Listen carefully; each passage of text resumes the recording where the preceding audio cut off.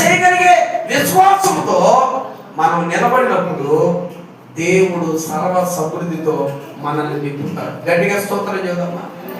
బిడ్డను అడిగిన దేవుడు బిడ్డను తీసుకున్నాడా? బిడ్డను ఇచ్చి పంపించాడు ఇంటికి? చెప్పండి. అసలు అబ్రహామైనా ఎందుకు ఆ నిర్ణయానికి వెళ్ళాడు అంటే, అబ్రహాము దేవుడిని ఎలా నమ్మాడంటే, దేవుడు అంటే మృతులను సైతం లేపగలిగిన దేవుడని నమ్మాడు. నేను నా బిడ్డను బలి అర్పించినా సరే, నేను నమ్మిన దేవుడు అవసరమైతే అక్కడే నా కళ్ళ ముందే నా బిడ్డను బ్రతికించి మరలా నాకు ఇవ్వగలడు అనే విశ్వాసాన్ని కనపరిచాడు. ఈరోజు నీలో ఉందా అలాంటి విశ్వాసం? నీ దగ్గర ఉన్నదంతా దేవుడికి ఇచ్చావు అనుకో, అనుకో ఇచ్చావు. నేనెట్టా అని నువ్వు అనుకోవాల్సిన పనిలే. నువ్వు ఇచ్చావే దేవుడి కొరకు, నువ్వు చేసావు కదా, దేవుడు నీకు ఖచ్చితంగా దానికి తగినంత రెట్టింపు ఏదైనా చేయగలడు. హల్లెలూయా.